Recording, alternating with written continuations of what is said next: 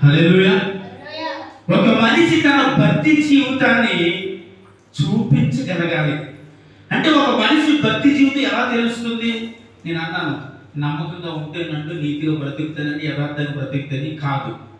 ఒక మనిషి భక్తి జీవితం ఎప్పుడు బయటకు వస్తుంది? ఒక మనిషి భక్తి జీవితం ఎలా ఉంటుందంటే, మనము రాజుల కొరకు, మనుషుల కొరకు, అధికారుల కొరకు ప్రార్థన చేస్తున్నప్పుడు. దేవుడికి స్తోత్రం చెప్పండి. అంటే మనిషి భక్తి జీవితం ఎప్పుడు బయటకు వస్తుందంటారు? ప్రార్థన చేసేటప్పుడు అని చెప్పాలి. ఇప్పుడు భక్తి చేయటం అంటే ప్రార్థన చేయటం. ఆమేన్, హల్లెలూయా. మనము భక్తి చేస్తున్నాము అని మనకి తెలియాలి అంటే మనము ప్రార్థనని అనుభవం కలిగి ఉండాలి, ప్రార్థన జీవితాన్ని కలిగి ఉండాలి. ఈ ప్రార్థనని అనుభవం లేకపోతే మన జీవితంలో భక్తి లేనట్లేదు. భక్తి చేస్తున్నామండి అంటాం. భక్తి ఎలా చేస్తున్నాం? దేవుడు అంటే ఇలా బ్రతుకుతున్నానండి, ఇలా జీవిస్తున్నానండి, ఇలా నేను ముందుకు వెళ్తున్నానండి, నా ఆత్మీయ జీవితాన్ని కాపాడుకున్నాను, వేరే దేవుడు చెబుతున్నది కూడా ఇదే. నమ్మకంగా ఉండాలి, యథార్థంగా ఉండాలి, ప్రభు యందు జీవించాలన్నదే దేవుడు కోరుకుంటున్నాడు. కానీ అన్నిటికంటే మించిన ఒక భక్తి జీవితం అని అనుభవం కావాలని దేవుడు కోరుకుంటా ఉన్నాడు. హల్లెలూయా. ఎందుకు భక్తి జీవితాన్ని దేవుడు కోరుకుంటున్నాడంటే, యేసుక్రీస్తు ప్రభు కూడా భక్తి జీవితాన్ని కలిగి ఉన్నాడు. ఉన్నారంటారు లేదా? ఎలా తెలుస్తుందండి? యేసయ్య భక్తి చేస్తున్నాడని ఎలా తెలిసింది మనకి? ఆయన సమయం దొరికినప్పుడల్లా ఎక్కడికి వెళ్ళేవాడంటండి? ఒలీవ కొండకు వెళ్ళేవారంట.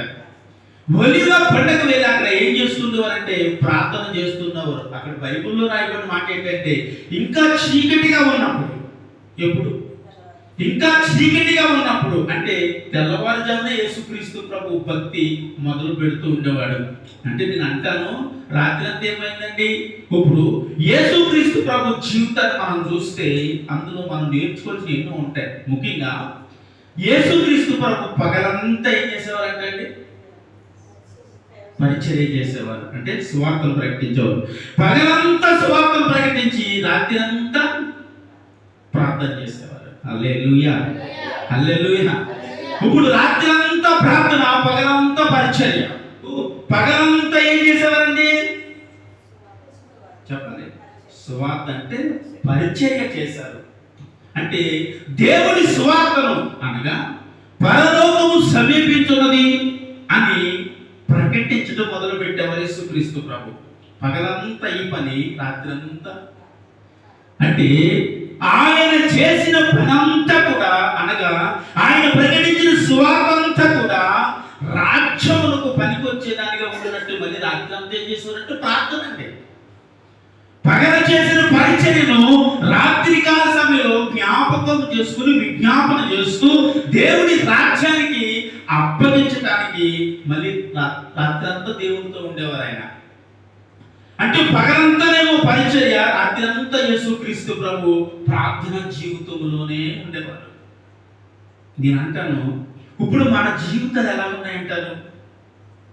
ఈ ప్రార్థన మనం ఉందా మనలో? అంటే ఇలాంటి ప్రార్థన మనం చేయగలుగుతున్నామా?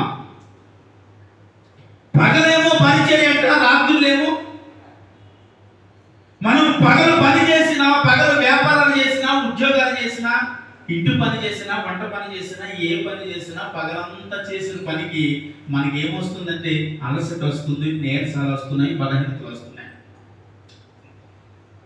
మరి యేసుక్రీస్తు ప్రభు కూడా పగలంతని పరిచర్య చేయటం అంటే అనేక ప్రాంతాలు నడిచి స్వార్థను ప్రకటించేవారండి. బళ్ళు లేవు, కార్లు లేవు, విమానాలు, ఫ్లైట్స్ ఏమి లేవు. మరి పగలంతా ఎలా ప్రయాణం చేసేవారు? కాళ్ళ మీద నడిచి దేవుడి స్వార్థను అంటే పరలోకం కొరకు ప్రకటించేవారు. రాత్రి అంతా అలసిపోయింది కదా అని అలసట తీర్చుకోవడానికి ఆయన పడుకుండేవారే. మరి ఏం చేస్తున్నారు యేసుక్రీస్తు ప్రభు అంటే? రాత్రి ఏమో ప్రార్థన అంటే, పగలేమో పరిచర్య అంట. మనమేమో వ్యాపారాల్లో, ఉద్యోగాల్లో, పనిపాటుల్లో, ప్రతి విషయంలోని మనిషి ఈరోజు బలహీనతలు, బలహీనమైన సమస్యలు, బలహీనమైన కష్టాలు, ఇలా ప్రతి ఒక్కటి మనల్ని ఏం చేసిందంటే బలహీనం చేసింది. కాబట్టి పగలంతా పని చేస్తావు, రాత్రి అంతా నిద్ర తీస్తాం. ఒకవేళ కరెంటు పోయింది అనుకోండి మనం ఏమంటే తెలుసంటే రాత్రి అంతా నిద్ర లేదు కాబట్టి ఇప్పుడు ఎలా ఉంది మనకంటే అలసటగా ఉంది, నీరసంగా ఉంది అంటాం. మరి యేసుక్రీస్తు ప్రభు పగలేమో పరిచర్య, రాత్రులేమో ప్రార్థన, ఆయనకి అలసట లేదంటారా, నీరసం లేదంటారా? అదేంటండి, ఆయన దేవుడు కదా. ఆయన దేవుడికి భూమి మీదకి రాలేదు కదండి. ఎలా వచ్చారు? నేను ఎలాగున్నానో మీరు ఎలాగున్నారో అలాగే మానవ రూపాన్ని ధరించి ఈ భూమి మీదకి వచ్చారు. కాబట్టి ఆయనకు కొడితే దెబ్బ తగిలింది, గిలితే నొప్పి వచ్చింది, కొడితే నొప్పుకుంటుంది. కాబట్టి మేకులు కొడితే బాధ కలిగింది, కొరడాలతో కొట్టేటప్పుడు బాధ కలిగింది. ఎందుకంటే ఆయన దేవుడిగా వాటిని అనుభవించలేదు, ఒక మనిషిగానే అనుభవించాడు. స్తోత్రం చెప్పాలి. హల్లెలూయా. ఎలా అనుభవించాడు? ఒక మనిషిగానే ప్రతి బాధను ఆయన అనుభవించారంటే ఆయనకు కూడా ఏముందంటే నీరసం ఉంది, బలహీనత ఉంది. కానీ దేవుడి రాజ్యము కొరకు ఆయన సువార్త ప్రకటించినది కాబట్టి ఆ సువార్త వ్యర్థము కాకున్నట్టు రాత్రి అంతా ప్రార్థన చేసేవారు. ఈరోజు నీ భక్తి జీవితం పాడైపోకుండా ఉండాలంటే పగలు నువ్వు ఉద్యోగంలోనో, పనిపాట్లలోనో, ప్రయాణాలలో ఎక్కడంటే ఉండనివ్వండి, ఏ పరిస్థితులైనా ఉండనివ్వండి, కానీ నీ భక్తి జీవితాన్ని ప్రభువుకు చూపించగలగాలి. స్తోత్రం చెప్పండి. ఎవరికి చూపించగలగాలి? మనము ప్రభువుకు చూపించేవారిగా ఉండలేమండి. మనము మనుషులకు కనిపించినట్లుగా ఉండగలం. మనం మనుషులకు కనిపించినట్లు భక్తి చేయగలము కానీ మనుషులను సంతోషపరచగలము కానీ దేవుణ్ణి. కానీ మనము మనుషులను సంతోషపరిచేవారు కాదు. నేనైతే ఎలా ఉన్నాను అంటాడో తెలుసైనా? నేనైతే ఎలా ఉన్నానో చూడండి. దశలోని రాసిన పత్రిక 2వ అధ్యాయము 2:4 అక్కడే ఉంది. మీరే బైబిల్ చదివిన అవసరం లేదు. సువార్తను మాకు అప్పగించుటకు యోగ్యులమని దేవుని వలన ఎంచబడిన వారమే మనుషులను సంతోషపెట్టి వారు కాక మనము పరీక్షించు దేవుడినే సంతోషపెట్టి వారమే. స్తోత్రం చెప్పండి. ఇప్పుడు ఆయన అంటున్నాడు, మనుషులను సంతోషపెట్టేవారిగా ఉండకూడదు, మనుషులను ఆనందపరిచేవారిగా ఉండకూడదు. ఎవరిని సంతోషపరచాలంటండి? చెప్పండి. అక్కడ చూస్తున్న బిడ్డలు కూడా చెప్పాలి. లైవ్ లో వింటున్న మీరు కూడా ఏకేపిస్తూ ఉండాలి. అయితే మనము మనుషులను సంతోషపరిచేవారిగా ఉండకూడదు, దేవుడిని సంతోషపరిచేవారిగా ఉండాలి. నేనైతే ఎలా ఉన్నానంటున్నాడంటే, నేను మనుషులను సంతోషపరిచేవారిగా లేదు. మనుషులను సంతోషపరిచేవారు ఎలా ఉంటారండి? అమ్మా ఎలా ఉంటారు? మనుషులను సంతోషపరిచేవారు ఎలా ఉంటారు? దేవుడిని సంతోషపరిచేవారు ఎలా ఉంటారు?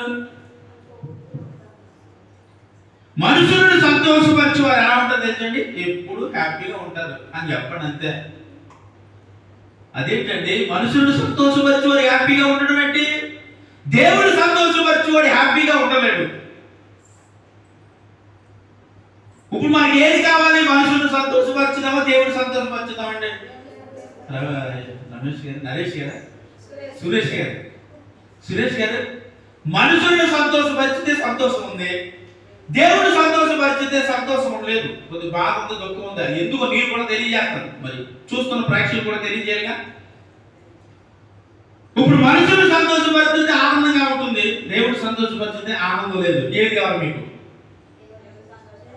నిజం చెప్పాలంటే నేను అడుగుతున్నాననే బాగుంటే పడద్దు.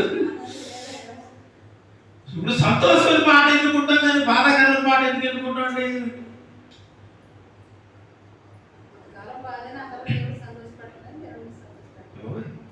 హల్లెలూయా. మరి ఇక్కడ పౌలు గారు సంతోషమైన మార్గాన్ని ఎన్నుకున్నాడండి, లేకపోతే బాధాకరమైన మార్గాన్ని ఎన్నుకున్నాడా?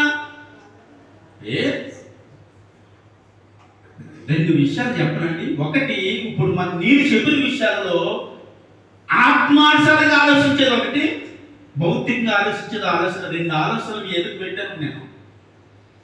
ఇప్పుడు భౌతికమైన ఆలోచన చెప్పాను నేను ముందు. ఏంటంటే మనుషులు పడితే సంతోషం ఉంది, ఇది భౌతిక సంబంధమైందండి. ఆత్మ సంబంధమైనది ఏంటంటే మనుషులను సంతోషపరిచితే చెప్పండి. దేవుడు సంతోషపరిచితే దేవుడు సంతోషపరిచేవాడు ఎప్పుడు సంతోషంగా ఉంటాడు. స్తోత్రం చెప్పండి. హల్లెలూయా. వీరు ఆత్మానుసారంగా వీరు ఆలోచించారండి. భౌతికమైన ఆలోచనతో ఆలోచించి ఎందుకంటే సువార్త ప్రకటించడం మనకి ఎందుకండి నేను నాకు మంచి మాటలు చెప్పి ఏదో ఆనందంగా నలుగురితో నారాయణ కులంతో అని వెళ్ళిపోవచ్చు కదా అని చాలా మంది మాట్లాడుతూ ఉంటారు. నలుగురితో నారాయణ కులంతో పోయిందని పోయేవాడు భౌతికమైన ఆలోచన. నలుగురిని సంతోషపరచగా ప్రభువుని మాత్రమే నేను సంతోషపరచుతాను. ఆ విషయంలో నాకు ఎంత శ్రమ వచ్చినా, కష్టం వచ్చినా, బాధ వచ్చినా, ఇంట్లో వచ్చినా, ఇబ్బందులు వచ్చినా, ఏమైనా కానీ పర్వాలేదు, అదే నాకు సంతోషం అనుకునే వ్యక్తి ఆత్మ సంబంధమైన వ్యక్తి. చప్పటి కొట్టేసి నా మహిమపరచాలి. ఇప్పుడు ఆత్మ సంబంధమైన వ్యక్తి గొప్పవాడా లేకపోతే భౌతిక సంబంధమైన వ్యక్తి గొప్పవాడా? ఎందుకంటారు ఆత్మ సంబంధమైన వ్యక్తి గొప్పవాడు? సురేష్ గారు మీ చాలా మంచివారండి, మీ అంత మంచి మనిషి లేరండి నేను అన్నాను అనుకో, ఏ నుంచి పాస్ గారు తప్పకుండా ఆయన వచ్చేసరికి కదా వెళ్ళిపోవాలని అంటున్నారు ఆయన. ఎందుకని ఆయన ఎప్పుడు చూసినా నేను అదే మాట ఏంటంటే చాలా మంచివారండి, చాలా మంచి వ్యక్తి అండి అని అంటారు. కాబట్టి ఒక వ్యక్తిని పొగిడితే ఆ వ్యక్తికి ఎప్పుడు ఆనందమే ఉంటుంది. అవునా కాదా అండి? పొగడత ఆ మనిషికి ఆనందాన్ని తీసుకొస్తుంది అబద్ధమైన. ఎందుకంటే నేను అంటాను అది అబద్ధమే. ఒక వ్యక్తి ఎందుకంటే ఇక్కడ పౌలు గారు అన్నమాట ఏంటంటే మనుషులను సంతోషపరచొద్దు, ఎవరు సంతోషపరచాలి?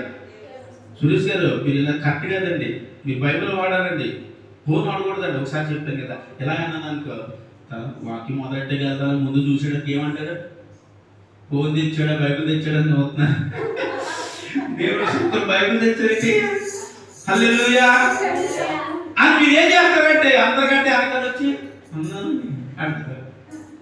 అదే నేను మంచి మాటలు చెప్పి మిమ్మల్ని ఆనందం వచ్చింది అనుకో, అందరికంటే ముందు వచ్చి కూర్చుంటారు. దేవుడికి స్తోత్రం. అయితే దేవుడు అన్నమాట ఏంటంటే ఈ పొగడుతులో కూడినది వస్తున్నాడు. భౌతికమైన సంతోషం అనేది పౌలు కోరుకోలేదు. నేను అంటాను పౌలు కాదు, దేవుడే కోరుకోలేదు. ఆత్మ సంబంధమైన సంతోషాన్ని కోరుకున్నారు ఆయన. ఆత్మ సంబంధమైన ఆనందాన్ని కోరుకున్నారు. కాబట్టి మనుషులు కాదు ప్రభువుని సంతోషపరిచారు. హల్లెలూయా. ఇప్పుడు మనము ప్రభువుని సంతోషపరిచే వారమైతే ఆత్మ సంబంధమైన విషయంలో ఆలోచిస్తే మనకు అది ఎప్పుడు సంతోషమేనండి. దేవునికి స్తోత్రం. అదేంటంటే అందులో బాధ ఉంది కదా, ఉన్నది ఉన్నట్టు ముక్కుసూటిగా మాట్లాడితే మరి చాలా మంది గొప్ప కదా, ఉన్నది ఉన్నట్టు మాట్లాడితే వీడు మంచోడు కాదని అంటారు, ఈమె మంచిది కాదని అంటారు. ముక్కుసూటిగా మాట్లాడే మనిషికి స్నేహితులు తక్కువగా ఉంటారు. చాలా మంచివారండి, మీరు చాలా ఆత్మీయంగా ఉంటున్నారండి, మీరు ఎంతో చక్కగా ఉంటున్నారండి, ఉండకపోయినా పర్వాలేదు, 4 మాటలు చెబితే వాళ్ళకి ఎంత ఆనందాన్ని పుష్టిస్తుంది. ఆ ఆనందము ఒక మనిషిని పాడు చేస్తుంది. నిజం. ఎందుకంటే పౌలు అన్నాడు ఉన్నది ఉన్నట్టే మాట్లాడు, మరొకటి కలిపి మాట్లాడద్దు. గద్దించకపోతే పాడవుతారు. కాబట్టి గద్దించి బోధించి చెప్పు. గద్దించి బోధించి చెప్పినప్పుడు ఎవరైతే మాటలు విని అనుసరిస్తారో వారు మాత్రమే భౌతికమైన సంతోషం కాక ఆత్మ సంబంధమైన వ్యక్తిగా బ్రతుకుతారు. స్తోత్రం చెప్పాలి. భౌతికమైన ఆలోచనలో సంతోషం ఉంది, ఆత్మ సంబంధమైన ఆలోచనలో సంతోషం లేదు అని వ్యక్తి ఆలోచించే వ్యక్తి భౌతికమైన సంబంధమైన వ్యక్తే ఆలోచిస్తాడు. హల్లెలూయా. మనం ఆత్మ సంబంధమైన వ్యక్తులు కాబట్టి మనుషులను ఎప్పుడు చెప్పండి సంతోష పెట్టవద్దు. అంటే ఎవరిని ఎప్పుడు పొగడవద్దు. వారు నిన్ను పొగుడుతున్నారంటే నీ వెనక నుండి గోతులు తీస్తున్నారని అర్థం అండి. నిజం. మన దగ్గర రూపాయలు ఉన్నంత వరకు వారు మనల్ని పొగుడుతూనే ఉంటారు. ఆ రూపాయలు అయిపోయే వరకు. హల్లెలూయా. రాత్రి ఒక ఇంటికి వెళ్ళి ప్రార్థన చేయడానికి కదమ్మా, ఆయన మాట అన్నారు, ఎంతమంది వచ్చేవారండి మా ఇంటికి ఎప్పుడూ డబ్బులు ఉన్నప్పుడు, నేను బాగున్నప్పుడు ఎంతమంది వచ్చేవారండి, ఈ రోజు ఎవరు రావట్లేదండి పాప చూడటానికి. మన భాష గారు మన పేదవాళ్ళ దగ్గర చేయాలండి.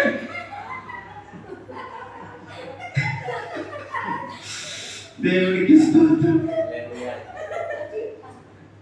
అయ్యారు బెలవం దగ్గర చేయాలంటే ఆ బెలవ అయిపోతే ఏమి లేదు. అవునండి, ఎక్కువ సేవ ఉంటాయి. మన ఇంట్లో కూడా తీపి వస్తువులు ఉన్నప్పుడు జాగ్రత్త పెడతాం కదమ్మా, బాక్సులు వేసి, లేకపోతే సీమలు వస్తాయి కదా. అదే చెప్తా ఉంది తల్లి రాత్రి. అప్పుడు నేనన్నాను అన్నీ ఉన్నప్పుడు అందరూ వస్తారండి, ఏమీ లేనప్పుడు యేసయ్య వస్తాడు. చప్పట్లు కొట్టండి. హల్లెలూయా. అన్నీ ఉన్నప్పుడు అందరూ వస్తారు, ఏమీ లేకపోతే యేసయ్య వస్తాడు. ఆమేన్. హల్లెలూయా. ఎందుకంటే మనల్ని పొగుడు వారు ఎప్పుడు అనుకుంటారంటే, నీ దగ్గర ఆర్థిక సహాయం ఉన్నప్పుడు వస్తారు, బలం నీ ఒడ్డులో ఉన్నప్పుడు వస్తారు, నువ్వు అందంగా ఉన్నప్పుడు వస్తారు, అన్ని రకాలుగా బాగున్నప్పుడు వస్తారు. ఏమీ లేనప్పుడు ఎవరు రాడండి, ఎవరు చూడరు మిమ్మల్ని. కానీ ఏమీ లేనప్పుడు వచ్చేవాడే గొప్పవాడు, ఆయనే నా తండ్రి యేసుక్రీస్తు ప్రభువుని ప్రకటించగలను. హల్లెలూయా. ఆయన ఏమీ లేనప్పుడు వస్తారండి. అన్ని ఉన్నవాడు అన్నికి మనకి ఉండడు. ఉంటాడా? ఏమీ లేదు వాడు. ఇప్పుడు అంటాడు కదా, అంతా అయిపోయింది, మమ్మీ పర్మిషన్ ఏం చేస్తా వచ్చి ఇప్పుడు అన్నీ అయిపోయాక అంటే ఎవరు ఉన్నది చెప్పు, ఏం చేసేవారని అడిగితే ఇది మాట్లాడండి. ఎవరు ఉన్నది చెప్పు, దేవుడు సువార్తను మీరు అంగీకరించరు, మీరు దేవుడికి లోబడరు, విధేయుడిగా బతకరు. ఇప్పుడు ఇదే అంటుంది, నీవు దేవుడికి చూపించవలసింది ఏంటయ్యా అంటే భక్తి జీవితం చూపించాలని మొదలుపెట్టాను నేను. ఈ భక్తి జీవితం ఎప్పుడు చూపించగలమంటే అన్ని అయిపోయిన తర్వాత భక్తి జీవితం బయటకు వస్తుంది. అమ్మా 4 రోజులు నేను హ్యాపీగా ఉన్నాను అనుకో, ఎందుకంటే మిమ్మల్ని ఏమన్నా పెట్టాం, నన్నే పెట్టుకుంటాను మేము, దేవుడికి స్తోత్రం. మళ్ళీ అయ్యగారు నన్ను అన్నారని మీరు అనకూడదు కదా. 4 రోజులు 4 రూపాయలు చేతిలో ఉన్నాయనుకోండి, నాకు ప్రార్థనకి సమయం ఇవ్వను. అదే డబ్బులుంటే ప్రార్థనకి సమయం ఎలాగేమో అంటే, నాటుకోడి అనిపించిందని మార్కెట్కి వెళ్ళానండి, ఆ కోడి చేసి వచ్చేసరికి 11 అయిపోయిందండి, అమ్మగారు కూర వండిన అడిగి 1 గంట అయిపోయిందండి. కానీ ఉదయకాల సమయం శుద్ధిపేద్దన, ఎందుకంటే నాటుకోడి తినాలనిపించింది కాబట్టి. అదెందుకు తినాలనిపించింది అయ్యా పాట నీకని అడిగితే, డబ్బులు ఉన్నాయి కదండి అందుకు తినాలనిపించింది, వెళ్ళి నాటుకోడి తెచ్చుకున్నాను.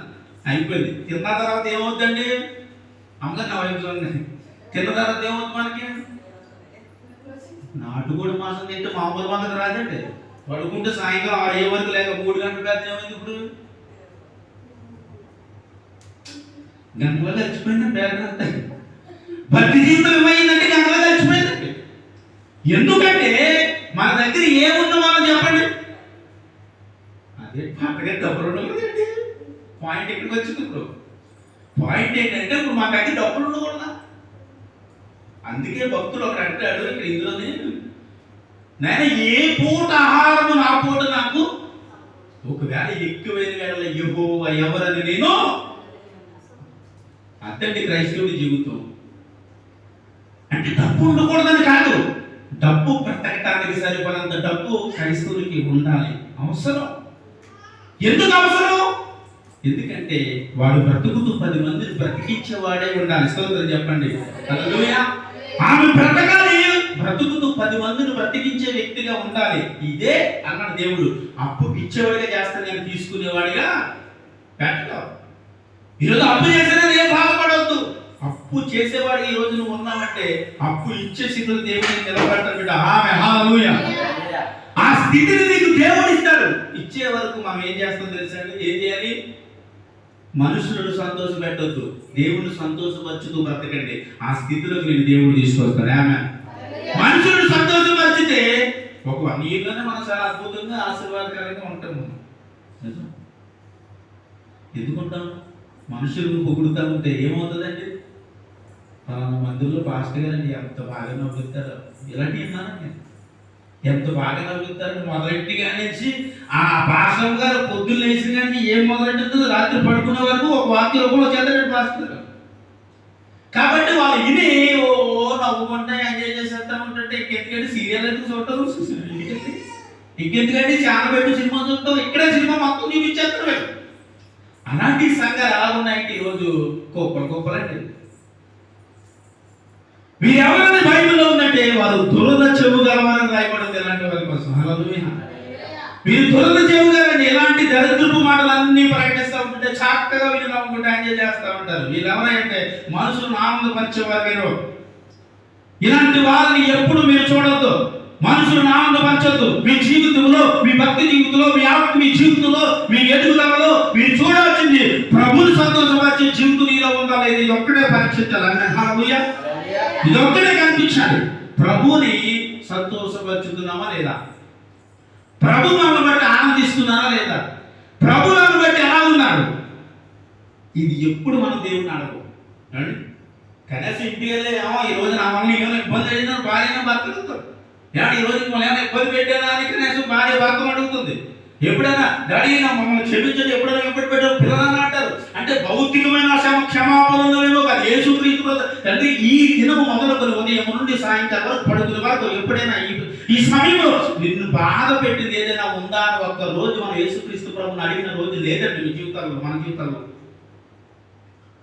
యేసుక్రీస్తు ప్రభు మనం క్షమాపణ అడగము.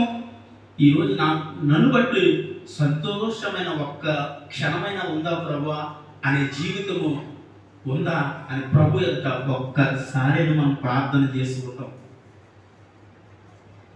నీ ఆత్మీయ జీవితాన్ని బలపరుచుకోవాలంటే భక్తి జీవితము కావాలంటే మనం అందరి కొరకు ఏం చేయాలంటే విజ్ఞాపన అంటే ప్రార్థన అంటే దేవుని దగ్గర అడగటం, అడిగినవన్నీ పొందుకోవటం. హల్లెలూయా. ఎప్పుడు పొందుకుంటాం తెలుసా అండి? ఆ భక్తి జీవితం మీలో కనిపించినప్పుడు మనుషులను సంతోషపరచగా దేవుడు సంతోషపరిచేవారు పొందుకుంటారు. దేవుడిని సంతోషపరిచేవాడు పొందుకుంటాడు. నేను అన్నాను దానికి కొద్ది సమయం పడద్దని అంటే స్తోత్రం. హల్లెలూయా. ఆ సమయము వచ్చిన తర్వాత దేవుడు ఇస్తాడండి. మీకు ఏమిస్తాడు చెప్పండి? ఏమిస్తాడండి? ఆయన దినదినము నిన్ను బట్టి ఆనందిస్తే ఆనందానికి మించిన రెట్టింపు ఆశీర్వాదాన్ని మీకు ఇస్తాడండి. అందుని బట్టి నేను అంటాను, ఎప్పుడు మనము మనుషులను సంతోషపరచొద్దండి, దేవుడు సంతోషపరిచే సమయం కొరకు ఎదుర్కోవాలి. మీరు ఈరోజు ప్రభువు సంతోషపరిచే ఒక పనిగా నేను చేయాలి. ఒక వ్యక్తికి సువార్తన ప్రకటించాలి, ఒక వ్యక్తికి నా సాక్ష్యాన్ని ప్రకటించాలి, ఒక వ్యక్తి కొరకు ఈ పూట నేను పని చేయాలి. ఎవరికి? దేవుడి కొరకు అనే తీర్మానపు జీవితం నీకు కావాలి. ఈ జీవితం ఎప్పుడు వస్తుంది తెలుసండి? నువ్వు భక్తి జీవితాన్ని బలపరుచుకునేటప్పుడు వస్తుంది. అన్నాను మనలో ఉన్న బలహీనతను బట్టి ఏం చేస్తున్నాం చెప్పండి? బలహీనం అయిపోతున్నాం. అంటే జేబు నిండా డబ్బు ఉండటం వల్ల పాస్టర్ గారికి ఒక రోజు పేదలు పోయింది. సాయంకాలం తింగా లేచి స్నానం చేసి నైట్ కూర్చొని గంట ప్రార్థన చేస్తే ఏమంటే కానీ రోజంతా భక్తి జీవితం, దేవుని సంతోషపరిచే జీవితం పోయింది.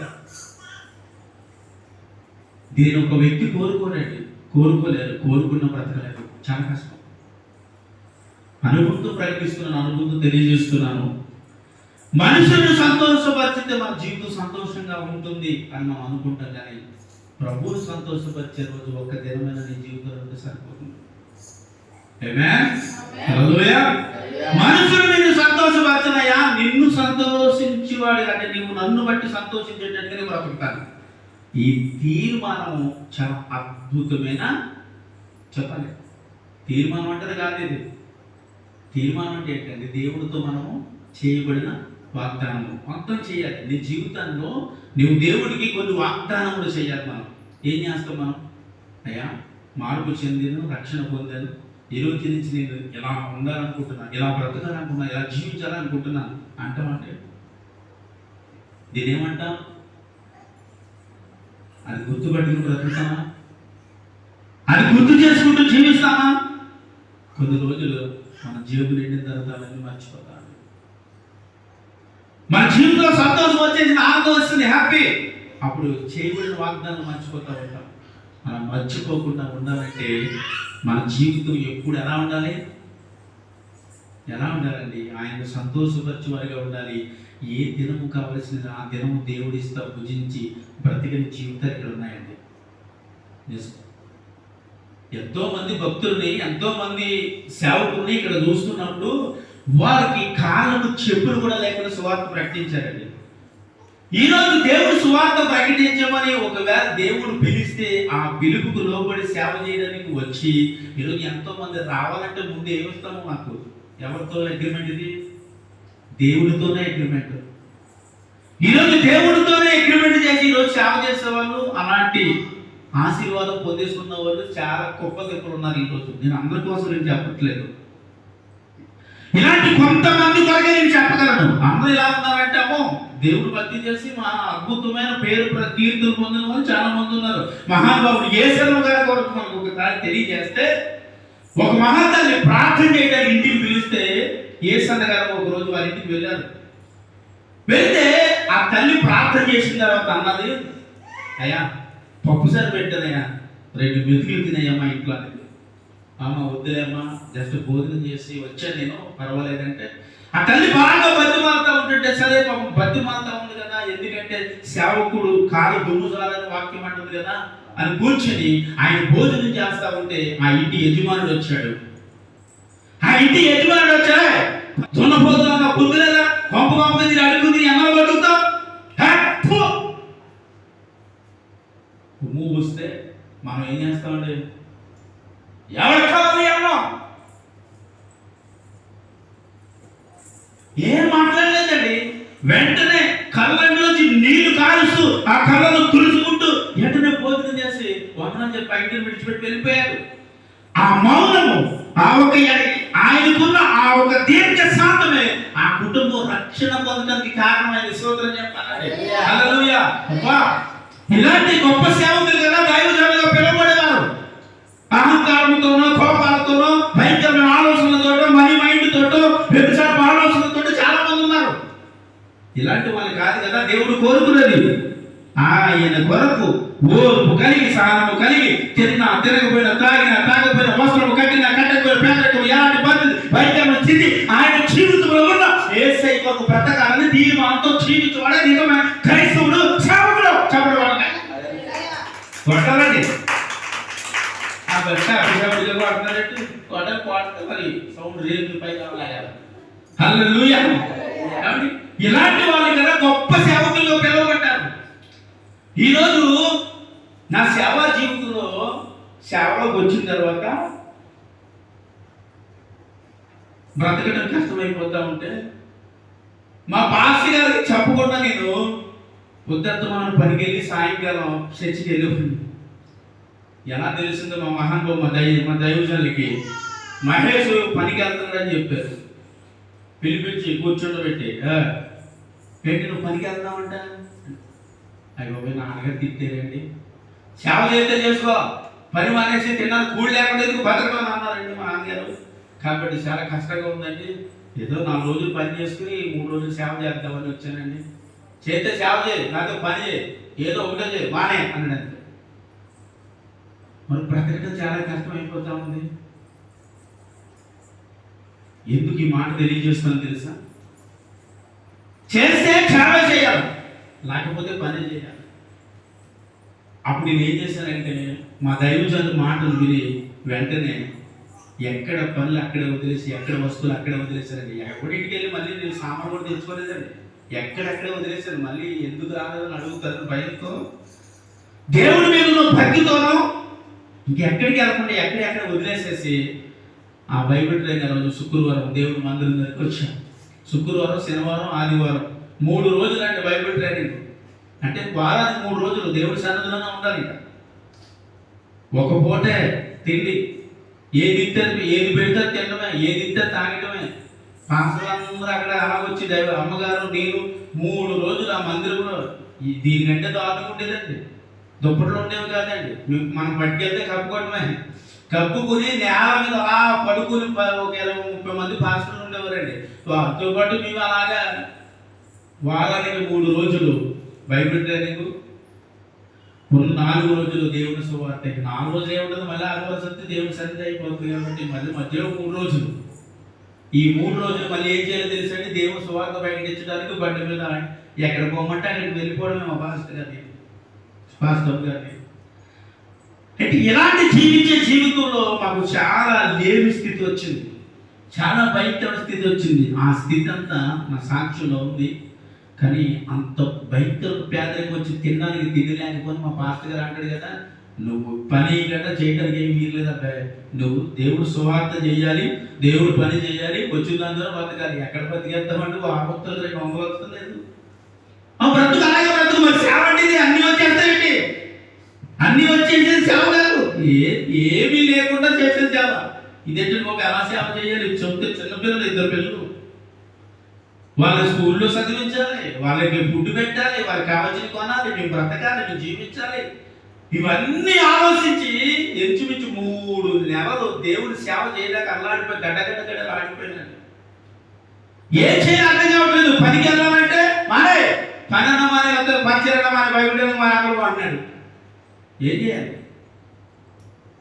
ఏం చేస్తారు మీరు?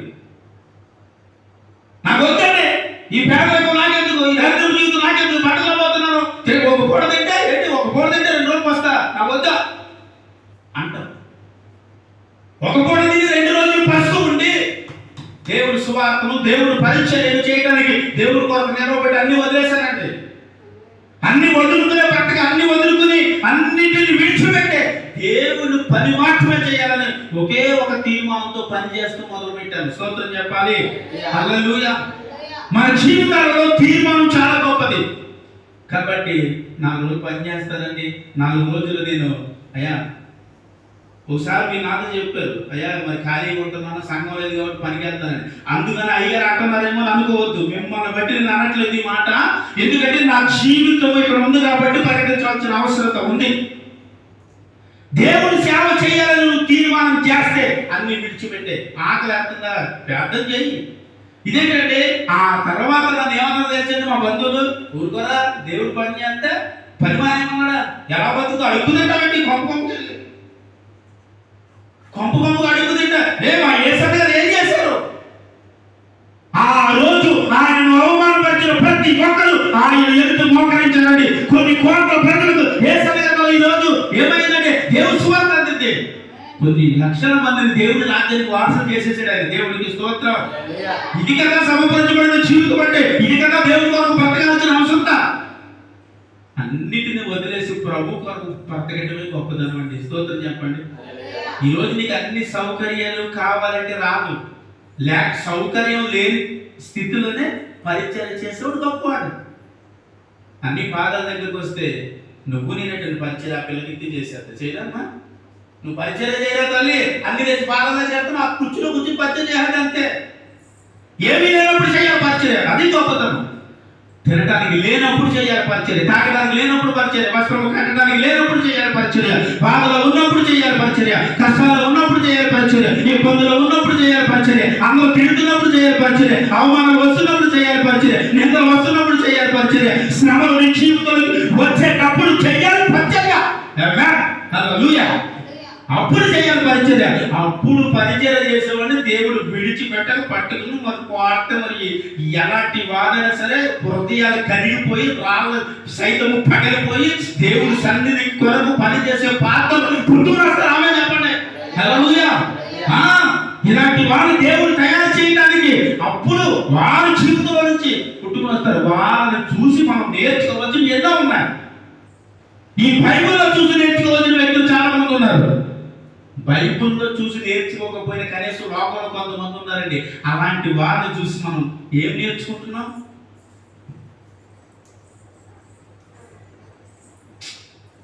భక్తి జీవితాన్ని కూడా చూపించలేకపోతున్నాం దేవుడికి. శ్రమతోనో, నీరసం వచ్చిందనో, బాధ వచ్చిందనో నీ భక్తిని దేవుడికి చూపించలేకపోతున్నాం. దేవుడు నిన్ను బట్టి ఆనందించినట్లుగా ఈ రోజు నుంచి నా జీవితం ఉండాలి. భక్తిలో 2వ భాగం సురేష్ బాబు గారు. భక్తిలో 2వ భాగం ఏంటి? మొదటి భాగం ఏంటంటే మనకి నోటికి కన్ను పెట్టుకోక వారికి నచ్చినట్లు మాట్లాడి వారిని వారు మోసపుచ్చుకుంటూ నేను భక్తి పరుడు, భక్తి పరురాని అనుకునే వారు ఏంటంట వారు భక్తి. రెండోది అంటే మొదటి భక్తి ఏమో మనుషులు కాదు, దేవుడు సంతోషపరిచితే నీ భక్తి జీవితం కనిపిస్తుంది. అనగా రాజుల కొరకు, రాజుల కొరకు, మనుషుల కొరకు, అధికారుల కొరకు ప్రార్థన చేస్తే నీ భక్తి జీవితం బయటకు వస్తుంది. రెండోది నీ నోటికి కళ్ళు వేస్తే నీ భక్తి జీవితం బయటకు వస్తుంది. అంటే నోటికి కళ్ళు వేయటంటే వెయ్యకపోతే ఇది నచ్చినట్టు మాట్లాడుతుంది. ఏమా అవునా కదా? నోటికి కళ్ళు వేయకపోతే మనకు నచ్చినట్లు ఆ నోరు పని చేస్తా ఉంటుంది. అయితే అంటారంట నేను చాలా పని చేస్తానండి, మన దగ్గరికి వెళ్తానండి. అయ్యా ఇలా అని వారిని దేవుడు అంటున్నాడు, అలా తను భక్తి చేస్తే నీ భక్తి వ్యర్థమైపోతుంది. అంటే భక్తి చేసేవారు నోటి మాట చాలా జాగ్రత్తగా ఉండాలన్నమాట. అలా ఉంటే వారి భక్తి జీవితం ఎలా ఉంటుందండి? అలా ఉంటే ఏమన్నాడు చెప్పండి, ఏమన్నాడు చదవండి అక్కడ. మీ భక్తి చివరిలో మీ భక్తి వ్యర్థం. మన భక్తి ఎప్పుడు వ్యర్థమైపోతుందో తెలుసమ్మా? మన నోటి మాట సరిలేనప్పుడు మన భక్తి వ్యర్థమైపోతుంది.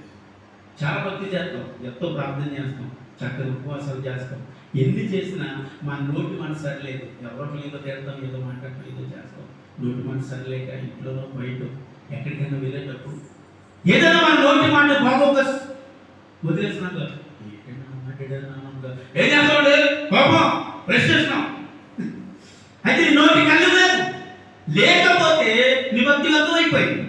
అయ్యో ప్రార్థన చేశానండి, వ్యర్థమైపోయిందయ్యా. ఉపవాసం ఉందానండి, వ్యర్థమైపోయింది. నీ భక్తి వ్యర్థమైపోయింది. ఎందుకంటే నీ నోటిని నువ్వు కాసుకోలేదు కాబట్టి వ్యర్థమైపోయింది. దానికి కళ్ళు పెట్టి ఉంటే, కళ్ళు పెట్టి తెలుసామా? దేనికి వేస్తారు కళ్ళు? గుర్రాలకి వేస్తారు, గుర్రాలకి వేస్తారు. మాట ఏమి ఎద్దులకి వేస్తారు. ఎద్దులు ఉంటాయి కదా, అవి పల్లెటూరు కాబట్టి, మాకు పల్లెటూరులో ఉండేవాళ్ళం కాబట్టి మాకు తెలుసు. అవి చిన్న వయసులో ఉన్న ఎద్దులకి బండి కట్టి తున్నటము, బండి లాగటం నేర్పిస్తారు. నేర్పించేటప్పుడు వేస్తారు దానికి ముక్కుకి కళ్ళు, నోటికి వేస్తారు, ముక్కుగా ఇక్కడ వేస్తారు. వేసిన తర్వాత దాని బండి మీద కూర్చుని వాడు ఏం చేస్తాడు చెప్పాలి, పట్టుకుంటాడు. అంటే దానికి నచ్చినట్టు వెళ్ళిపోతుంది అనుకోండి, ఇటు వెళ్ళిపోతుంది అనుకో, ఇటు వెళ్ళాలనుకో లాగుతాడు. లాగినప్పుడు ఇక్కడ ఏమవుతుంది? ఆపరా బాబు తిరుగుతున్నా అంటది. దేవుడికి స్తోత్రం. ఇంకా వెళ్ళిపోయి పాపం ఏం చేస్తే పచ్చడి పక్కన పోవాలి కదా, బండి వదిలేసి వెళ్ళిపోతూ ఉంటుంది. ఇలా లాగుతాడు. అమ్మో ఇటు తిరుగుతుంది. దీనికి కళ్ళు వెతికేటండి, ఇది తినమంది కాదు కాబట్టి, సరైన రాదు కాబట్టి, గేరు చూస్తే దానికి అలవాటు పడిపోయి వెళ్ళిపోయి తోపక్కుపోతుంది కాబట్టి, కాడి విడిచిపెట్టేస్తుంది కాబట్టి కళ్ళు వేస్తాడు. స్తోత్రం చెప్పండి. కాడి విడిచిపెట్టి ఉండకుండా ఉండడానికి నోటి కళ్ళు పెట్టాడు. మరి యెహోవా కాడి మరుగు మీద మోస్తే అది వేరే కదా, ఆ కాడి నీ మీద మోయబడి మీద ఆ విడిచిపెట్టి వెళ్ళిపోకుండా నీకు నాకు ఏమయ్యారు? మనకి వేయాల్సిందే కదా, వేయకపోతే నీ భక్తి వ్యర్థం. అమ్మా హల్లెలూయా చెప్పండి. ఎందుకు వేసినప్పుడు దానికి కళ్ళు? అది మాట వినాలి. ఎవరి మాట? ఆ యజమానుడి మాట వినాలి. వినకపోతే దానికి మామూలు ఉంటుందండి, లాగుతూ ఉంటే నరాలని, తల నరాలని కదిలిపోతే షేక్ అయిపోతుంది. అది ఎంత వత్తదైనా గొప్ప కూలిపోవచ్చిందే ఆ కళ్ళు బట్టి లాగితే. అవునా కాదండి? చూపిస్తాను, చాలా అద్భుతంగా ఏడుపు వచ్చేసింది నాకు. 2వ రాజులు 13వ అధ్యాయము 14వ వచనం. అంతటి ఎలీషా మరణకరమైన రోగమును పీడితుడై ఉండగా ఇశ్రాయేలు రాజైన అతని యొద్దకు వచ్చి అతను చూసి కన్నీరు విడిచుచు, నా తండ్రి ఇశ్రాయేలు రథములు రౌతులు నీవేనని ఏడ్చుచున్నాడు. చెప్పగలరా? హల్లెలూయా. ఏమంటున్నాడు? ఇశ్రాయేలు రథములకు రౌతులు నీవేనని ఏడ్చుచున్నాడు. ఇశ్రాయేలు రథములకు రౌతు ఎవరండి? ఇప్పుడు రౌతు అంటే ఎవరండి? కళ్ళెము బట్టి లాక్కువాడు. నేను అంటాను, కళ్ళెము బట్టి లాగువాడు ఎవరంట? ఎలీషా అంటున్నాడు. అంటే ఒక సేవకుడి కోసం మాట్లాడుతున్నాడు రాజు. ఆ రాజు వచ్చి అంటున్నాడు, కన్నీళ్లు విడిచాడటండి. ఏమని? అయ్యా, ఇశ్రాయేలు రథములకును మా గుర్రములకును రౌతువు నీవు, గుర్రాలు ఇదే, జనులు ఇదే. ఈ ఇశ్రాయేలు ప్రజలకు మాత్రము రౌతు ఎలీషా కొరకు మాట్లాడుతున్నాడు. అంటే భగవంతుడైన రాజు, గుర్రాలు రథములైన రాజు అంటున్న మాట ఏంటో తెలుసండి? మాకు రౌతువు నీవు, రౌతు అనగా కళ్ళెము పెట్టి లాగువాడండి. స్తోత్రం చెప్పాలి. హల్లెలూయా. ఇప్పుడు ఒక విషయం చెప్పనా? రౌతు అని ఇక్కడ ఎలీషా అంటున్నాడు కదా. ఎలీషా ఎవరండి? పాస్టర్ గారు కదా. ఇప్పుడు సంఘములో వ్యక్తులు వారి రౌతు ఎవరి చేతిలో ఉన్నారు? అప్పుడు ఎలీషా చేతిలో ఉన్నారు. ఎలీషా చచ్చిపోయి కదా, ఇప్పుడు ఎక్కడికి వెళ్తారు? ఎలీషా చేతిలో వెళ్తాడు. ఎలీషా గారు లేదు కదమ్మా, ఇప్పుడు ఇక్కడ ఉన్నాడు కాబట్టి ఈ ఇవ్వాలి. రౌతు ఈయనప్పుడు లాగువాడు ఈయన. ఎందుకు ఇస్తామో ఏమో ఇదేంటండి, ఆయన చెప్పినట్టు బాగా తినాలి, లక్ష చెప్తాడు. ఇలా బతకాలంటాడు. ఆయనకే చేత కదా బతుకుతూ అంటాం. రాజు అంటున్నాడు, అయ్యా ఇశ్రాయేలుకు నా గుర్రములకు నా రథములకు రౌతుము నీవయ్యా అని కన్నీళ్లు విడుస్తున్నాడట. అనగా సంఘములో ఉన్న వ్యక్తులు, ఆ వ్యక్తుల్లో ఉన్న ఆ కళ్ళెము ఎవరి చేతికి అప్పగింపబడాలంటే దేవుని సేవకుడైనా చెప్పండి దైవజనుల చేతులకు అప్పగించాలి. హల్లెలూయా. ఉన్నారు అలాంటి వాళ్ళు చెప్పాలన్నా ఉన్నారా? లేదు. సేవకులు గౌరవించాలి. ఎక్కడ ఉన్నారు? సేవకులకి నీ భారం బాధ్యత అప్పగించాలని నీకు అనిపిస్తుందా? ఇదేంటండి ఆయన చెప్తే నేను ఎక్కడ పెట్టి, ఆయన అబద్ధంటే నేను మానేటి, ఆయన చేయొద్దంటే నేను మానేటి. ఎందుకంటే నిన్ను చేయొద్దానంటే అది పాడైపోయే పని కాబట్టి, వెళ్ళొద్దానంటే మంచి స్థలం కాదు కాబట్టి, ఇలా ఉండకూడదు అన్నాడంటే ఆయన అలా బ్రతుకుతున్నాడు కాబట్టి ప్రకటించాడు. ఆ గల్లెము కానీ ఆ రౌతు చేతిలో పెట్టబడితే కాబట్టి నచ్చినట్టు నడిపిస్తాడు. ఎవరు చెప్పండి? దైవజనుడు. దేవునికి స్తోత్రం.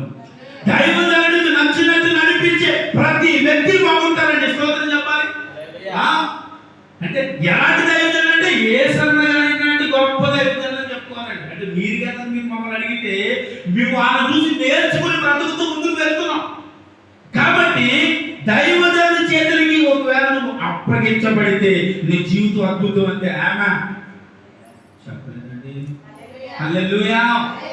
అంటే మన జీవితం అద్భుతం అంతే. ఎందుకంటే సేవకుడు చేతిలో ఉన్నారు. ఏంటి? నీ కళ్ళెము. అప్పుడే నువ్వు నడవవలసిన మార్గములు సేవకుడు నీకు చూపిస్తాడు. నువ్వు వెళ్ళాల్సిన మార్గాన్ని చూపిస్తాడు. నువ్వు ప్రయాణం చేయాల్సిన మార్గం నువ్వు ఎలా వెళ్ళిపోతే అలా ఊరుకోడు. నువ్వు ఎలా వెళ్ళకూడదమ్మా, నువ్వు ఇలా ప్రయాణం చేయకూడదు, ఇది మంచిదా, మన మంచిది కాదు, మన క్రైస్తవ జీవితానికి అస్సలు పడదు అని ప్రకటిస్తూ ఆ కళ్ళని బట్టి లాగుతూ ఉంటాడు. లాగినప్పుడు ఆయన మాటలు విని మనం ప్రయాణం చేస్తే దానికి నొప్పి వచ్చిందంటే మనకి నొప్పి వస్తుంది. సేవకుడి మాట ఒక్కొక్కసారి చాలా బాధ అనిపించేది, ఏడుకొచ్చేది, చిచ్చి నన్నే అక్కడ అనిపించేస్తుంది. కానీ అప్పుడే నువ్వు బలముగా నిలవబడగలిగితే నీకు లైఫ్ స్తోత్రం జ్ఞాపకాలంలో హల్లెలూయా. అప్పుడే నీ లైఫ్ అద్భుతం అంటే ఇంకా. ఎందుకంటే ఆ బాధ వచ్చిన, తిట్టేదని ఏదైనా నొప్పి వచ్చినా, నీకు ఏదైనా శ్రమ వచ్చేసినా, నీకు అనిపించేసిన, ఆ మాటను బట్టి నీకు అవమానం వచ్చేసినట్టు అనిపించేసిన, సేవకుడి చేతిలోనే ఆ కళ్ళ నుంచి వద్దండి నా కళ్ళు నాకు ఇచ్చండి. సోదరు చెప్పండి, అమ్మా నా కళ్ళు నాకు ఇచ్చండి, నేను వెళ్ళిపోతానండి. ఆ కళ్ళు నాకు చాలా మంది వెళ్ళిపోతారు. అంటే పాప గారిని లాగే విధానం బాగాలేదండి.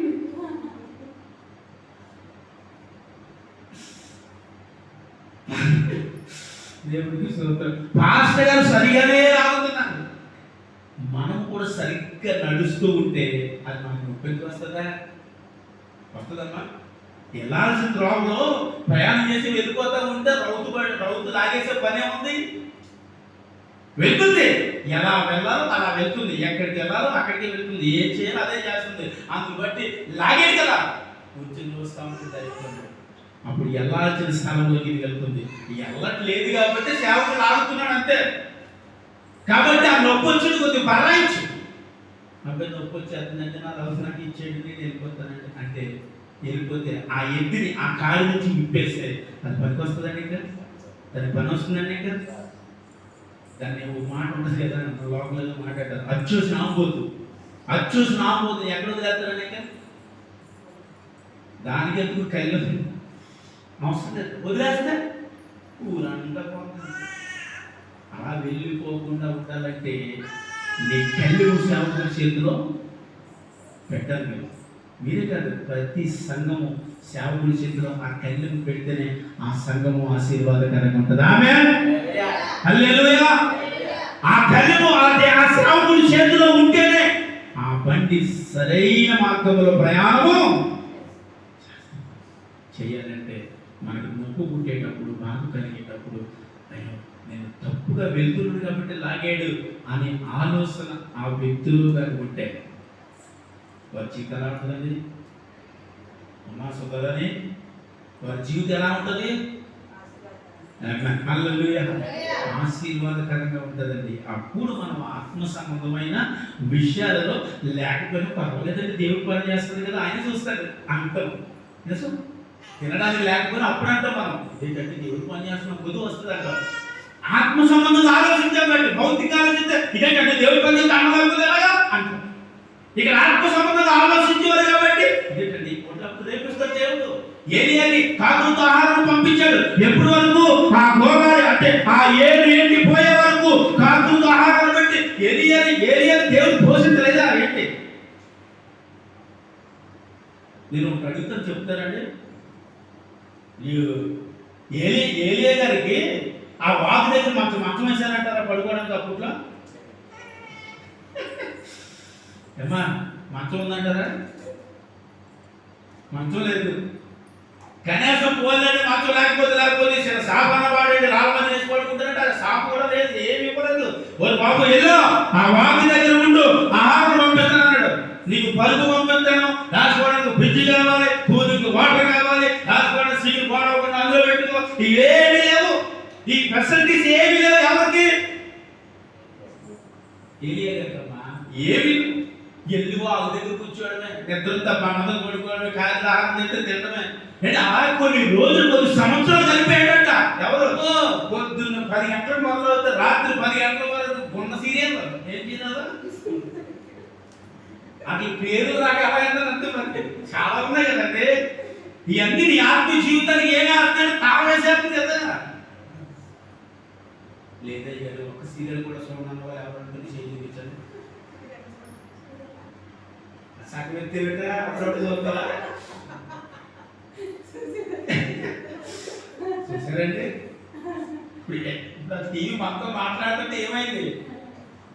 ప్రార్థనకే సమయము దేవుడి విశ్వాసం అయిపోయింది. ప్రార్థన సమయం లేదండి. ఎందుకంటే అది మనతో మాట్లాడుతుంది. అది మాట్లాడేటప్పుడు మనం మాట్లాడేటప్పుడు ఏముండదు, అది సోత్తం ఇచ్చాడు. అమ్మాయి అది వేసింది అది అంతది కదా. వచ్చేస్తే నువ్వు సీరియల్లో కొంచెం చూస్తా ఉంటే మొన్న ఒక ఆమె ఫోన్ చేసి అంటారు కదా, అదే మాట్లాడుకుంటుంటే మనం రాత్రి ఇంట్లో కరెంట్ లేదంటండి. ఇబ్బంది గడి మమ్మల్ని ఈ విధంగా మడత చేయడానికి షాక్ తీసుకుని వచ్చాడట. కరెంట్ పోయింది లేదు. ఇది ఏమైందని ఈవిడికి అది షుగర్ బీపీ అంటే వచ్చింది. రాకపోతే ఏం చేస్తే టెన్షన్ చేకొచ్చేస్తుంది సీరియల్ లేక. ఆయన ఫోన్ చేసి రాత్రి ఏమైంది వచ్చేసాడా, లేకపోతే డోర్ తీసాడా, ఆగిపోయిందా, లోపల హీరో వచ్చేసాడా కాబట్టి ఓ బాబా నాలుగలేంటి టెన్షన్ నీకేంటమ్మా. అక్కడ ఆవిడ పొడిచేయలేదు మనకి కదండి అంటది కదా. ఈ లోపల మళ్ళీ వేరే టాపిక్ ఎట్టాడు పడవటి కూడా అప్పుడు మళ్ళీ కుమ్మందాకా వచ్చాడు అయ్యారా అంటే మళ్ళీ ఈ కత్తెట్టు పడవడానికి ఒక వారం పడుతుంది. ఈ వారంలోని 2 సార్లు హాస్పిటల్కి వెళ్తారండి.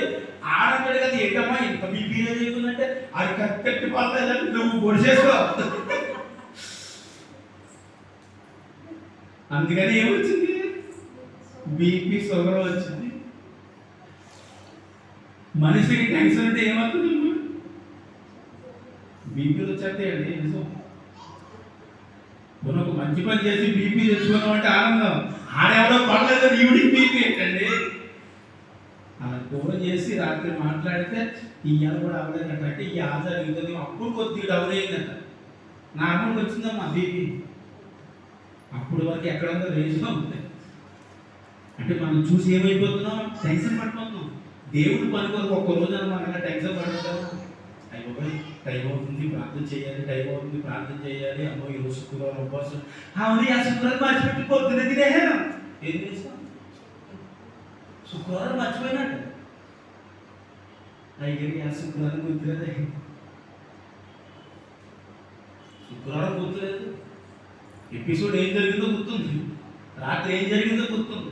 కానీ ఈరోజు శుక్రవారం గుర్తులేదండి ఉపవాసం ఉండడానికి. అక్కడ నీ భక్తి జీవితం పాడైపోకుండా నేను ఏం చేయాలి చెప్పమ్మా?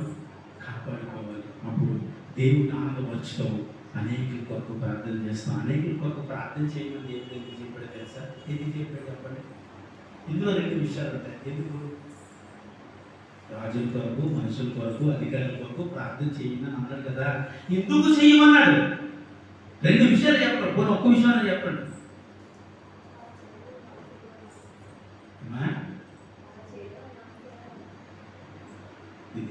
ఇదే 2 పాయింట్లు అదే. వారి కొరకు అంటే ఇంతమంది కొరకు ప్రార్థన చేస్తే నీ ఆత్మీయ జీవిత సమయం పెరుగుతుంది, వారికి కార్యాలు జరిగింది. స్తోత్రం చెప్పాలి. ఈ 2 దేవుడి చిత్తం. అంటే దేవుడితో ఎక్కువ సమయం గడపాలని దేవుడు ఏమన్నా తెలిసి అందరి కొరకు ప్రార్థన చేయాలి. మీ ఒక్కరి కోసం సురేష్ మీ ఒక్కరి కోసం చేయాలని ఎంచబడితే క్యాటగిరీ మనం చేయాలి. 10 నిమిషాలు పడుతుంది, 10 నిమిషాలు 5 నిమిషాలు అంత చూసారా? 10 నిమిషాలు కూడా కాదు, 5 నిమిషాలు. ఏమంటాం బయట అనుభవించు కావుతారు. మళ్ళీ ఇంకోసారి చేస్తాం ఆహారం దొరికిపోతుంది, నీళ్ళు వస్తుంది, ఎక్కడ ఏం చేయాలా? ఈ 2 అప్పుడే మనం ప్రార్థన చేస్తామండి. అందుకే దేవుడికి మనకి సమయం దూరం అయిపోతుందని దేవుడు అన్నాడు, మీరు అందరి కొరకు ప్రార్థన చేస్తే అప్పుడు ఎక్కువ సమయం కేటాయిస్తాకంటే నీతో పాటు మీరు కూర్చొని మాట్లాడడానికి అవకాశం ఉందంటున్నాను. దేవుడి స్తోత్రం చెప్పండి. అందుని బట్టి నీ భక్తి జీవితం పెరగటానికి, దేవుడితో సహవాసంలో కలిగి ఉండటానికి, అందుని బట్టి మీరు అందరి కొరకు ప్రార్థన చేయండి. భక్తి జీవితాన్ని బలపరుచుకుంటే నీకు ఎప్పుడు ఉంటాను. నేను దీవిస్తాను, ఆశీర్వదిస్తాను, అభివృద్ధి వచ్చాను. కొద్ది మంటలు వేసే దీవించిన కాక ఆమె. నువ్వు ఇంకా చెప్పాలన్నది ప్రభావం అయిపోతుంది. సురక్తము రక్తము రక్తము యేసు రక్తము రక్తము రక్తము ఆమోదమైన రక్తము నిష్కలంకమైన రక్తము ఆమోదమైన రక్తము నిష్కలంకమైన రక్తము యేసు రక్తము రక్తము రక్తము యేసు రక్తము రక్తము ప్రతి ఘోర పాపమును కడుగును మన యేసయ్యా రక్తము. ప్రతి ఘోర పాపమును కడుగును మన యేసయ్యా. బహునూతమును ములిగెనే చెమట రక్తముగా మారెనే. బహునూతమును ములిగెనే చెమట రక్తముగా మారెనే.